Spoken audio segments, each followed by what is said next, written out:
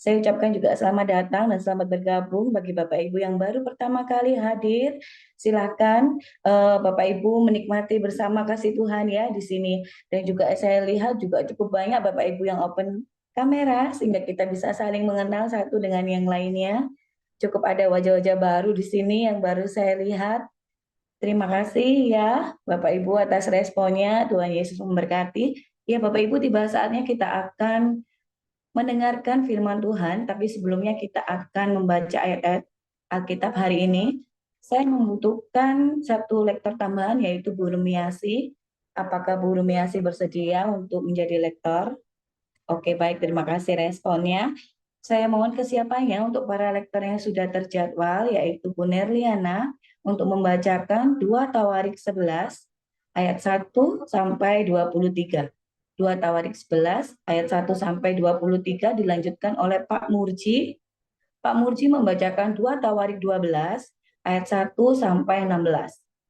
2 Tawarik 12 ayat 1 sampai 16 dilanjutkan oleh Guru Miasi membacakan 2 Korintus 12 ayat 1 sampai 21. 2 Korintus 12 ayat 1 sampai 21. Sebelum para rektor membacakan ayat Alkitab hari ini, kita akan berdoa firman Tuhan terlebih dahulu. Silakan Bu Elia Pandi. Ya, baik Bu Esther, mari kita berdoa. Benar Tuhan, Engkau yang berdaulat atas hidup kami. Tuhan Yesus, tiba saatnya kami akan mendengarkan firman Tuhan. Tuhan, kiranya Tuhan mengurapi Pastor Joseph Paul Jang Tuhan yang akan menyampaikan firman Tuhan. Tuhan, biarlah melalui firman Tuhan yang kami dengar Tuhan, biarlah itu menjadi rema Tuhan di dalam kehidupan kami. Bentuk hidup kami Tuhan seturut dengan kehendak Tuhan, sehingga sungguh Tuhan hidup kami boleh menyenangkan hati Tuhan. Satu hal Tuhan, biarlah kami boleh tetap memiliki hati yang tulus dan murni untuk tetap setia dan terus menanti-nantikan Engkau Tuhan. Terima kasih Tuhan Yesus, dalam nama Tuhan Yesus yang menjadi Tuhan dan Juru Selamat hidup kami. Amin. Terima kasih Bu Eliester. Amin. Terima kasih Bu Elia Pandi. Tuhan Yesus memberkati. Dipersilakan kepada Bu Nerliana.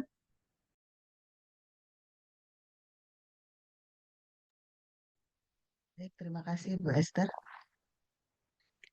2 Tawarik 11 ayat 1 sampai 23, demikian firman Tuhan.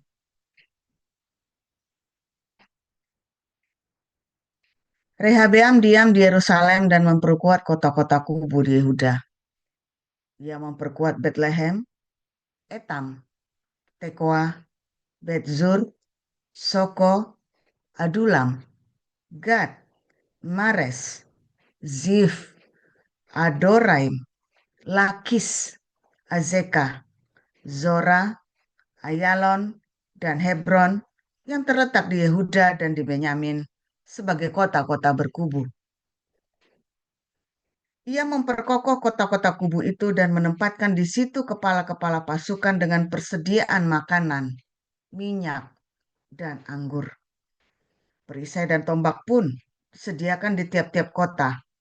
Ia membuat kota-kota itu amat kokoh. Demikianlah Yehuda dan Benyamin menjadi daerah kekuasaannya. Para imam dan orang Lewi di seluruh Israel datang menggabungkan diri dengan dia dari daerah-daerah kediaman mereka. Sebab orang Lewi meninggalkan tanah penggembalaan dan milik mereka, lalu pergi ke Yehuda dan Yerusalem, oleh karena Yerobeam dan anak-anaknya melarang mereka memegang jabatan imam Tuhan dan mengangkat bagi dirinya imam-imam untuk bukit-bukit pengorbanan, untuk jin-jin, dan untuk anak-anak lembu jantan yang dibuatnya. Dari segenap suku Israel, orang datang ke Yerusalem mengikuti orang-orang Lewi itu, yakni orang yang telah membulatkan hatinya untuk mencari Tuhan, Allah Israel, dan mereka datang untuk mempersembahkan korban kepada Tuhan, Allah nenek moyang mereka. Bu Nerliana, maaf sebelumnya saya potong. Bu Nerliana benar membaca 2 Tawarik 11. Coba, karena agak enggak sama. 2 Tawarik 11 ayat 1 sampai 23. Ya sudah sama kah? Aduh. Lanjut, Bu. Iya, Bu. Benar ya, Bu. 2 Tawarik 11. Iya benar, 2 Tawarik 11 ayat 1 sampai 23 tadi sudah ayat 10. Ayat 15. Oh, iya iya. Iya, dipersilakan, Bu. Maaf, silakan lanjut. Oke, baik. Dan dari segenap suku Israel orang datang ke Yerusalem mengikuti orang-orang Lewi itu, yakni orang yang telah membulatkan hatinya untuk mencari Tuhan Allah Israel, dan mereka datang untuk mempersembahkan korban kepada Tuhan Allah nenek moyang mereka. Demikianlah mereka memperkokoh kerajaan Yehuda dan memperkuat pemerintahan Rehabeam bin Salomo selama 3 tahun. Karena selama 3 tahun mereka hidup mengikuti jejak Daud dan Salomo. Rehabeam mengambil Mahalat anak Yerimot bin Daud dan Abihail binti Eliha bin Isai menjadi istrinya yang melahirkan baginya anak-anak lelaki ini, Yeush, Semaria, dan Zahan. Sesudah Mahalat, ia mengambil Maaka anak Absalom menjadi istrinya yang melahirkan baginya Abia, Atai, Ziza, dan Selomit.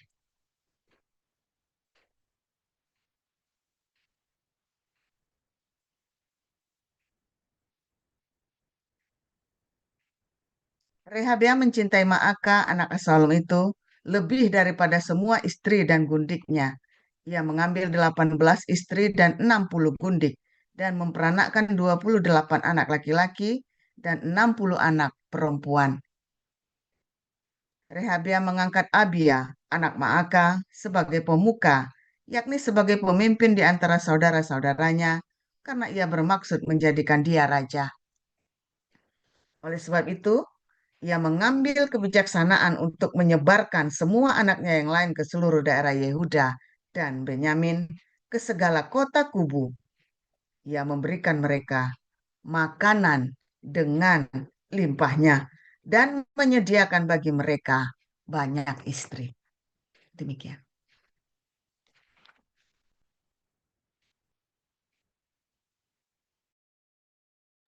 Silakan Pak Murji.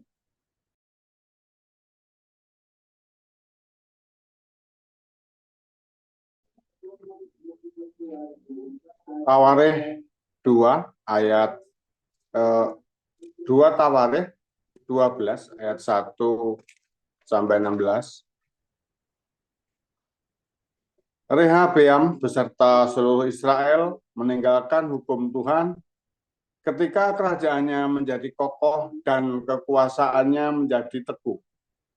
Tetapi pada tahun kelima zaman Raja Rehabeam, majulah Sisak, Raja Mesir, menyerang Yerusalem karena mereka berubah setia kepada Tuhan.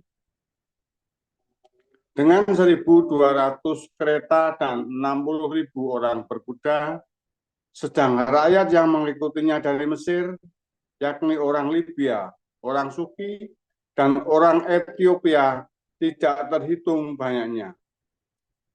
Ia merebut kota benteng yang di Yehuda, bahkan mendekati Yerusalem.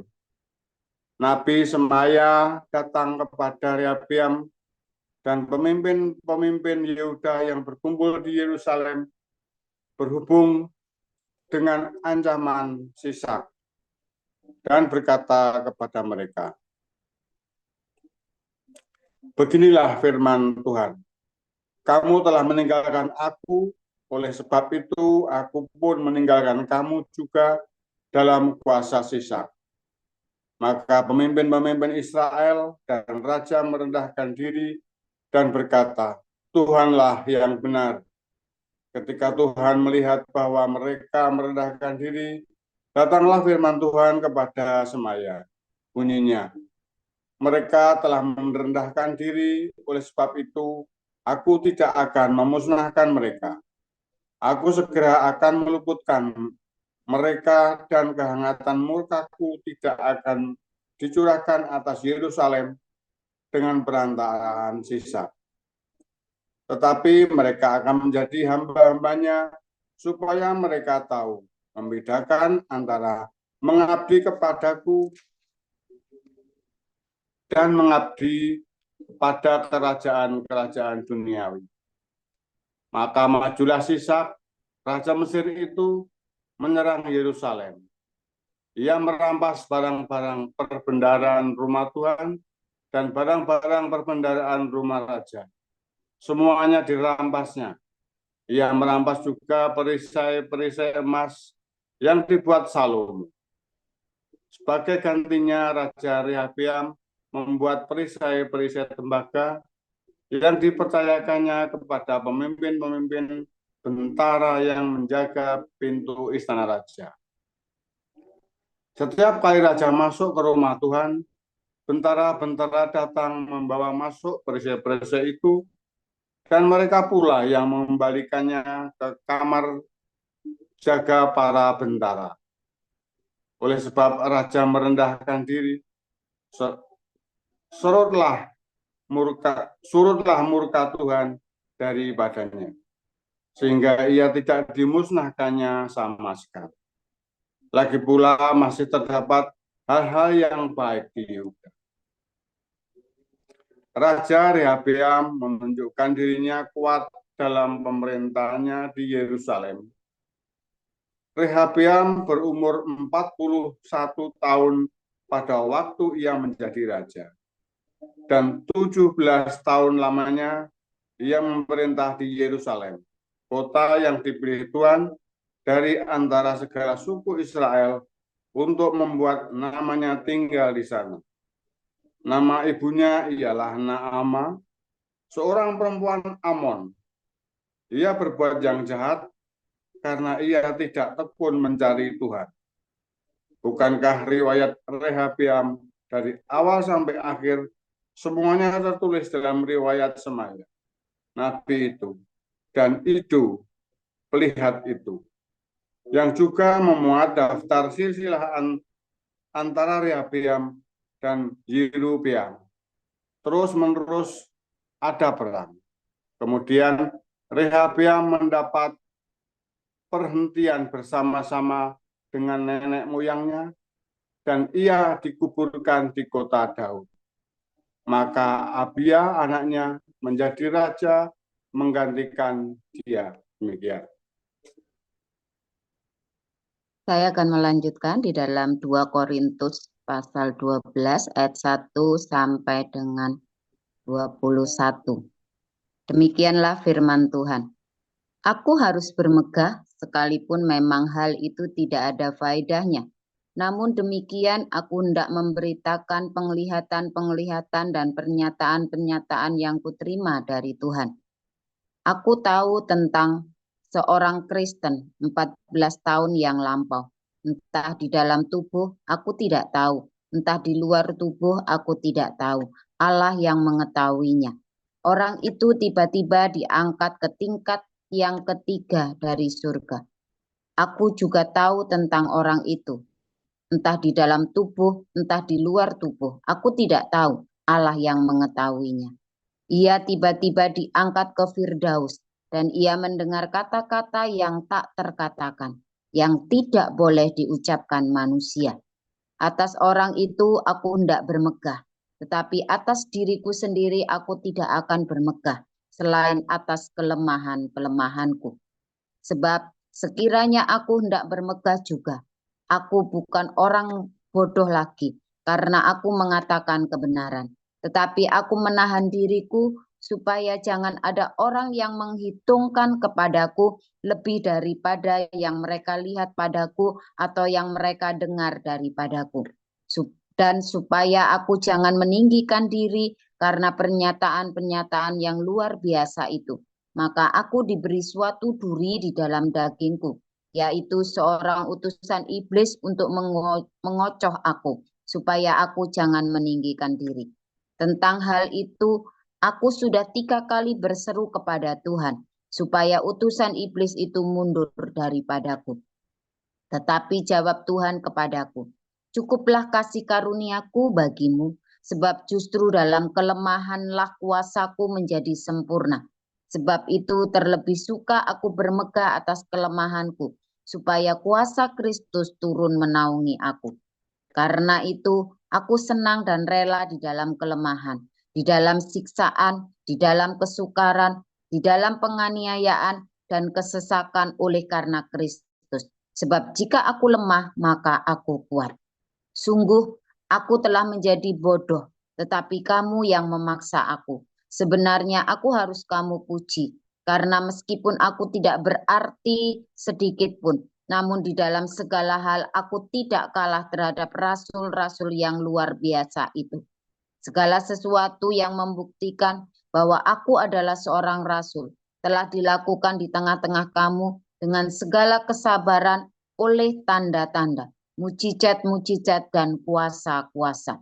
Sebab dalam hal manakah kamu dikebelakangkan dibandingkan dengan jemaat-jemaat lain? Selain daripada dalam hal ini, yaitu bahwa aku sendiri tidak menjadi suatu beban kepada kamu. Maafkanlah ketidakadilanku ini. Sesungguhnya sekarang sudah untuk ketiga kalinya aku siap untuk mengunjungi kamu. Dan aku tidak akan merupakan suatu beban bagi kamu. Sebab bukan hartamu yang kucari, melainkan kamu sendiri. Karena bukan anak-anak yang harus mengumpulkan harta untuk orang tuanya, melainkan orang tualah untuk anak-anaknya. Karena itu aku suka mengorbankan milikku, bahkan mengorbankan diriku untuk kamu. Jadi jika aku sangat mengasihi kamu, masakan aku semakin kurang dikasihi? Baiklah, aku sendiri tidak merupakan suatu beban bagi kamu. Tetapi kamu katakan, dalam kelicikanku aku telah menjerat kamu dengan tipu daya.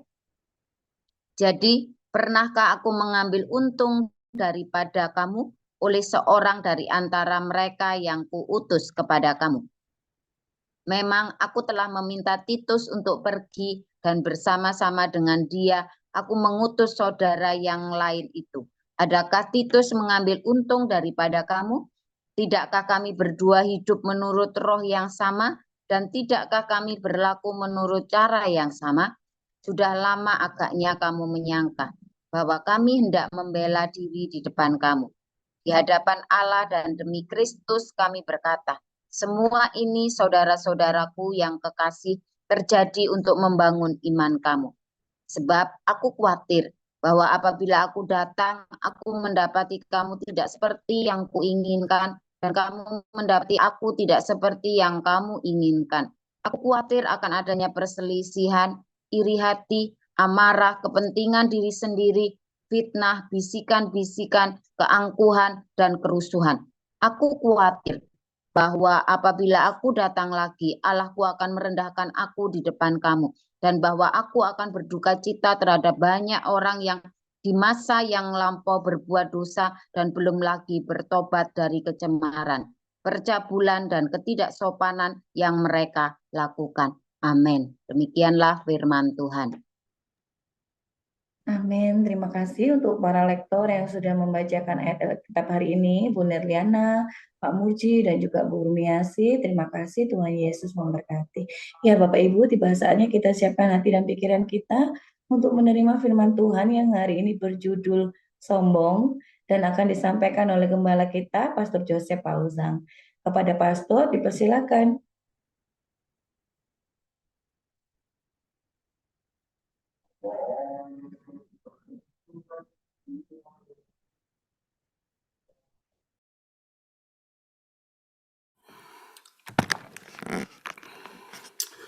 Haleluya, firman Tuhan selalu baru setiap hari. Bila kita menanti-nantikan Tuhan, kalau firman Tuhannya baru, maka selalu ada semangat tiap pagi. Saudara, apakah Anda sudah praktek tiap hari? Pagi-pagi ngelilir bangun, Tuhan Yesus baik. Terima kasih Tuhan, Tuhan Yesus baik. Lagu rohani pertama yang Anda ingat, nyanyikan. Kalau lagi khawatir, ya, kakak beradik bertengkar, bilang Jehovah Shalom.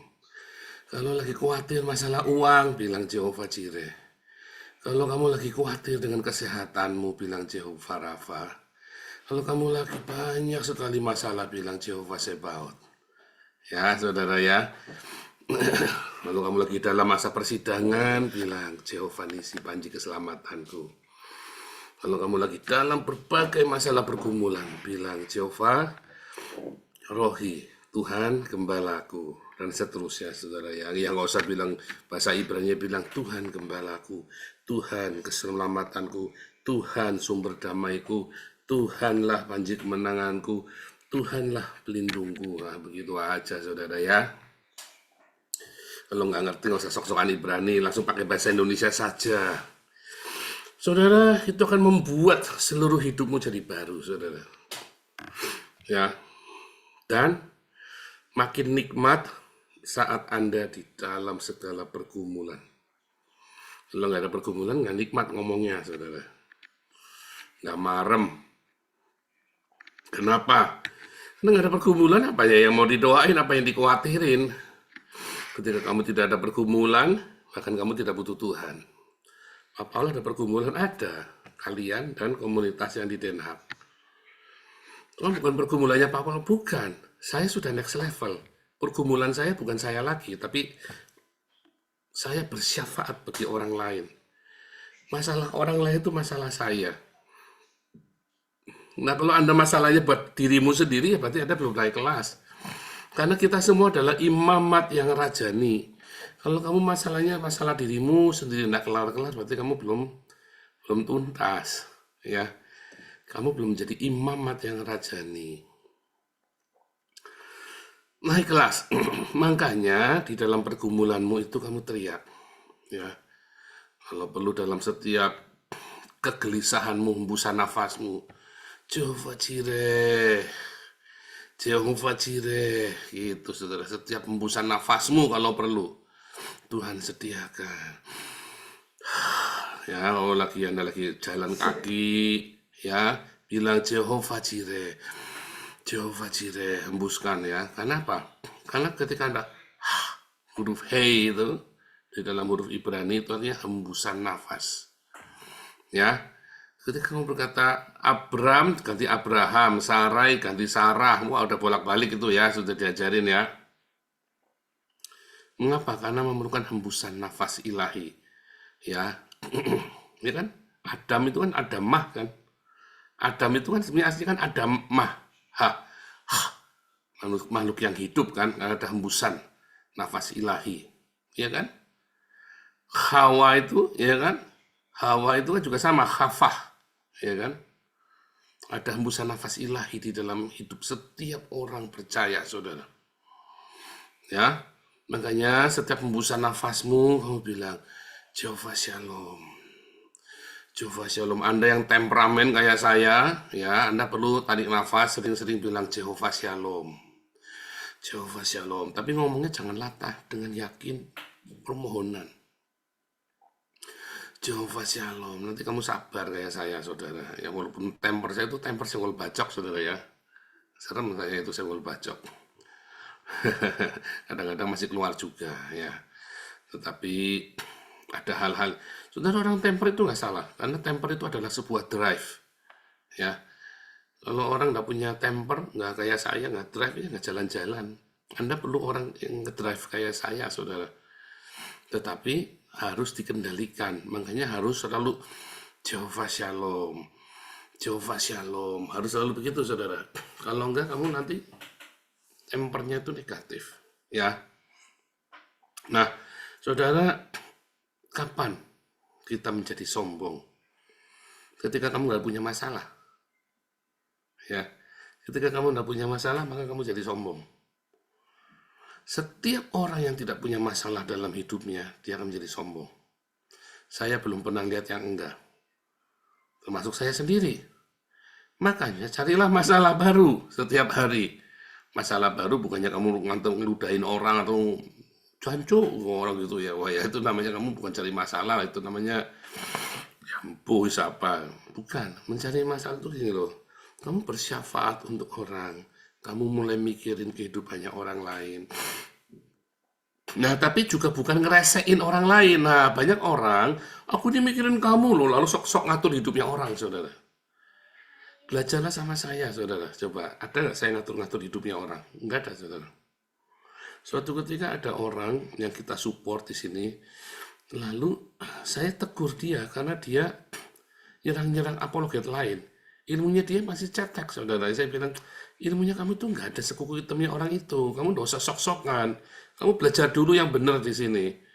Terus dia marah, walaupun kamu pernah ngasih saya donasi, tetapi bukan berarti kamu boleh ngatur hidup saya. Loh, ini kurang ajar ini orang ini. Siapa yang mengatur kamu? Cuman kamu tuh belajar di sini. Kalau kamu nggak tak kasih tahu, kamu jangan nyerang-nyerang orang lain. Kalau kamu goblok, ketahuan gobloknya saya yang malu. Itu loh masalahnya. Ngerti enggak, saudara? Kalian semua mahasiswa ABC, orang yang ikut kelas kita Evangeli Apologetika. Ketika saya menegur Anda, bukan saya mau ngeresein Anda, tapi nanti kalau kamu sampai ada apa-apa, saya yang malu. Ya. Kenapa saya malu? Dan itu kan merusak komunitas kita, jadi nggak baik. Jadi saya tegur dia. Saya bukan mau ngatur dia. Kamu mau apa, saya nggak urusan, tapi kamu jangan nyerang-nyerang orang lain dengan ilmu yang saya ajarkan kepada kamu. Ya, saya ini sebuah perguruan kungfu. Saya punya jurus. Lalu jurusnya saya kamu pakai buat belaku, buat petakilan di pasar, saudara. Tak kepret nggak, saudara? Saya tak kepret gimana sih? Kamu boleh ngapain saja, tapi kamu jangan gunakan jurus saya buat petakilan di pasar. Nah, itu sama seperti itu, saudara. Nah, saya bukan mau mencampuri kamu, bukan. Langsung saya keluarkan, saudara. Ini berarti orang bukan murid, dia tidak disiplin. Langsung saya keluarkan dari semua kelas saya. Tidak boleh ikut. Ya, tidak boleh ikut. Mutung dia. Dan memang orang ini banyak sekali suka melanggar prosedurnya kita. Memang ya itulah orangnya. Kalau kita nggak bisa jalan, itu kan keputusannya dia. Ya, keputusan dia sendiri. Nah, saudara, ketika Anda besuk, jangan ngatur-ngatur hidupnya orang lain. Kasih tahu saja seharusnya bagaimana. Keputusan sama dia. Nah, banyak orang ya suka ngatur-ngatur hidupnya orang lain. Mentang-mentang dia sudah nyumbang, ngatur-ngatur. Nggak boleh, saudara. Ya, kita nggak boleh rese. Kita memikirkan nasibnya orang lain. Kita berdoa buat dia. Yang penting kamu cukup makan. Masalah pekerjaan segala macam kita ajarin. Kamu tidak lakukan, karepmu sendiri, saudara. Di sini ada beberapa yang sudah bertahun-tahun ikut kita. Kalau saya suruh ini suruh itu, alasannya pokoknya satu septic tank, saudara ya. Ya kan? Satu septic tank isinya tai semua alasannya itu. Ya, kamu ngomong apa? Saya pernah di posisi kayak kamu. Ya, saya pernah di posisi di penjara, saya pernah di posisi orang miskin, orang melarat. Kamu mau ngomong apa saja, saya pernah punya banyak hutang. Kamu mau ngomong apa saja, saya pernah di posisi kamu, saudara, yang paling buruk. Saya pernah di penjara juga. Jadi tidak ada alasan buat kamu. Kalau saya kasih tahu kamu, terus kamu kebanyakan alasan.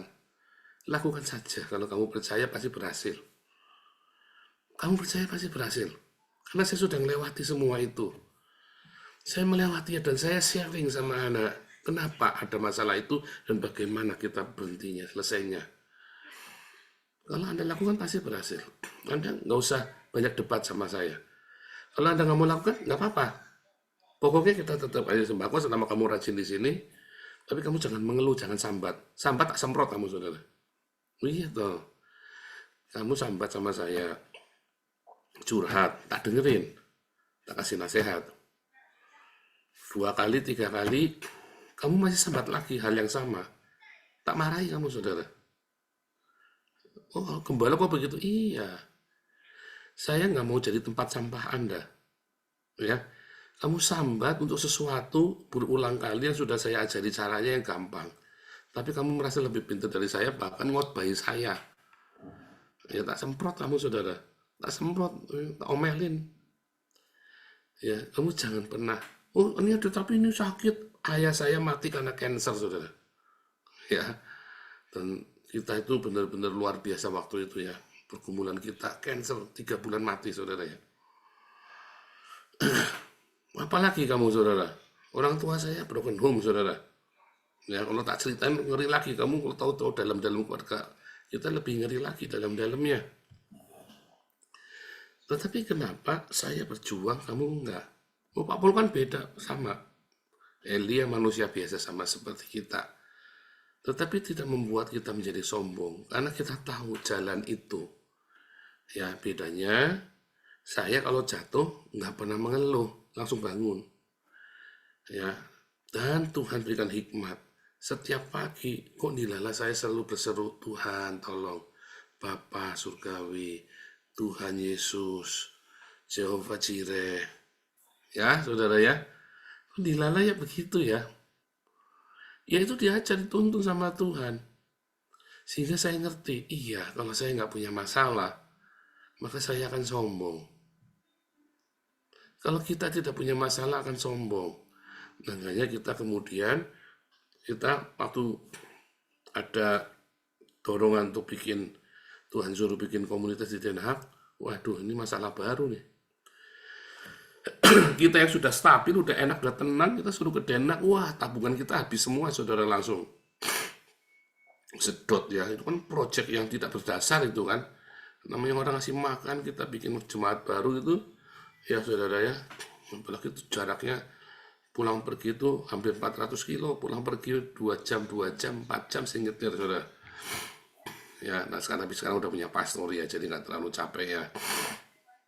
Tapi kan jadi duitnya banyak. Masalah itu membuat Anda itu selalu rendah hati. Masalah itu membuat kamu tuh selalu melekat sama Tuhan, tergantung sama Tuhan. Masalahnya ada masalah, kamu tapi nggak tergantung sama Tuhan, malah misui Tuhan. Ya kayak saya dulu, saya pernah ngalamin. Saya tidak menyadari kalau masalah itu membuat saya selalu tiap pagi. Saudara, tiap pagi, waktu saya sempat kerja sekuler ya. Hati ini nggak damai sejahtera, karena saya kan memang cita-citanya pengennya pelayanan, saudara, maunya full time, penginjilan gitu ya. Walaupun saya waktu itu direktur di sebuah perusahaan, tapi saya nggak menikmati pekerjaan itu. Tiap pagi saya bangun jam 4 pagi, saya cuma duduk, Tuhan Yesus, Tuhan Yesus, sudah gitu, saudara. Ya, tiap pagi, saudara, pulang jam 12 malam, ya. Tapi tiap pagi bangun, saya cuma duduk, Tuhan Yesus. Bahkan ketika saya hidup jauh dari Tuhan ya, saudara ya. Sampai 4 tahun saya benar-benar. Karena satu itu saya nggak ngerti. Ternyata setiap pergumulan hidup kita itu membuat kita malah makin dekat sama Tuhan. Ya, karena ketika dalam pergumulan hidupmu kan kamu teriak, Tuhan Yesus, tolong. Tanpa sadar, saya itu selalu beruntung loh, saudara. Sampai saya bilang, saya kira Tuhan nggak tolong. Kalau dipikir-pikir lagi, Tuhan tolong, nyatanya lolos terus kok. Nyatanya waktu itu saya karirnya naik terus kok. Walaupun banyak fitnahan, banyak rubutan, banyak, ya namanya masih muda karirnya, kita naik cepat sekali, saudara, gajinya gede. Kita segala macam ya pasti makin besar kapal, makin besar ombak, makin kamu tinggi, makin besar angin. Tapi saya kan nggak menyadari, saya cengeng. Ya kan, saya cengeng. Padahal tiap hari saya berdoa dan saya mengerti sengerti-ngertinya. Saya bisa bekerja sampai karir yang tinggi itu bukan karena saya pintar, karena beruntung, saudara. Karena beruntung, tapi deg-degan terus tiap hari, saudara ya. Tapi saya dilala selalu beruntung. Sampai saya tinggalkan Tuhan. Disitulah saya nggak beruntung lagi. Tapi selama saya cari Tuhan, tiap hari deg-degan, saudara. Tiap hari rasanya pergumulan. Tapi selalu lewat. Coba deh kamu amatin. Jangan kamu cari Tuhan lain. Jangan kamu cari pertolongan lain. Tiap pagi kamu bilang, Tuhan Yesus. Tiap pagi, satu kata itu, saudara. Nama segala nama yang olehnya kita bisa selamat. Bukan saja selamat rohanimu, tapi selamat hidupmu, jasmani dan rohani, saudara. Ya, bilang Tuhan Yesus. Kelihatannya pergumulan tiap hari selalu ada, tapi nyatanya kamu hari ini sudah 3 tahun ada di sini. Bapak belur, iya. Tapi kan kamu tiap hari melekat sama Tuhan. Mungkin Tuhan datang, kamu selamat. Kalau malam ini Tuhan datang, kamu selamat. Malam ini kematian menjemput, kamu selamat. Karena tiap hari kamu melekat erat sama Tuhan, walaupun pergumulan hidupmu luar biasa. Tapi ketika hidupmu santai, semuanya baik, Kamu mulai celutak tanganmu, titikmu, saudara. Iya kan? Hati-hati, saudara ya. Mulai kamu arogan keluar. Ya, kamu mulai stabil itu. Terus saya tengok lagi ya. Setahun ini kan kita ngerintis di Den Haag. Iya ya, sekarang saya nyaris masuk di dalam zona nyaman. Nyaris. Kemarin itu ya udah. Daging segini saja. Saya kan orangnya nggak tamak, saudara ya. Segini saja saya sudah kelimpahan, sudah cukup, lebih dari cukup kok. Saya disuruh paksa buka Den Haag ya. Itu saya merasa dipaksa sama Tuhan. Saya merasa dipaksa ya, saudara ya.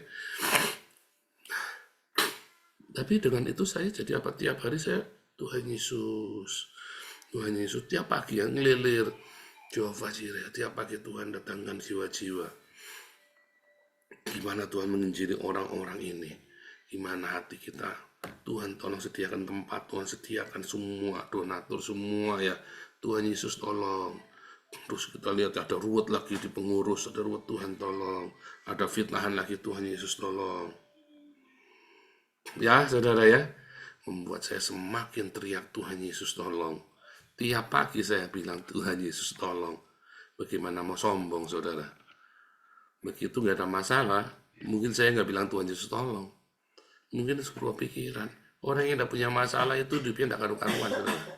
Orang yang punya masalah, ingat saudara ya, badai itulah, tornado, tiang awan, tiang api, badai itulah yang menuntun kita sampai ke tanah perjanjian. Ketika orang Israel sampai di tanah perjanjian, bikin dosa terus saudara tiap hari. Iya nggak? Karena dia merasa sudah sampai tanah perjanjian, kayak saya sudah merasa tanah perjanjian. Tapi Tuhan ingatkan, ayo, ya, lebarkanlah tempat kemahmu, ya, lebarkan saudara. Ya, jangan menghemat, panjangkan talinya, pancangkan kokoh patokmu, dan engkau kan mengembang ke kanan ke kiri. Waduh, terima kasih Tuhan, aku dikasih PR dipaksa. Saya sudah nggak mau kemarin saudara ya. Saya sebenarnya sudah nggak mau. Benar-benar saya sudah nggak mau. Semua orang bilang saya nggak mau. Dan memang masalahnya banyak saudara ya. Kita dengar masalahnya banyak. Masalahnya ya yang menghalangi orang-orang kita sendiri. Ya, tetapi bukan masalah saya kan. Kalau saya mau give up, saya selesai saja kan nggak apa-apa saudara. Ya kan, tak tinggal saya sudah selesai, nggak punya masalah. Tetapi inilah ya, panjang ya, lebarkanlah tempat kemahmu.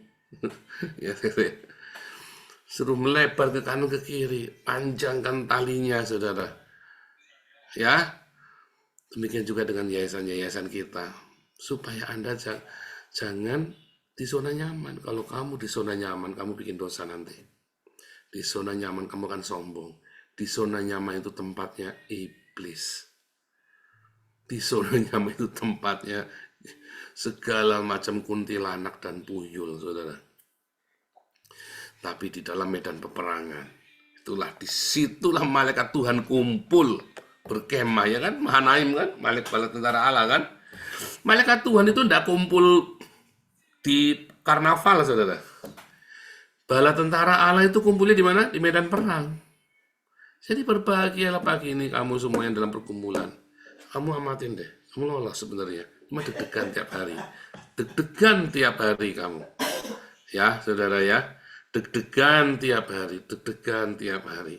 Tapi ingat, malaikat Tuhan Mahanaim ada bersama dengan kamu. Dan membuat kamu tetap rendah hati. Kamu selalu pagi-pagi bilang, Tuhan Yesus, Tuhan Yesus, Tuhan Yesus. Ya, kalau kamu nggak ada masalah, kamu bilangnya apa, saudara?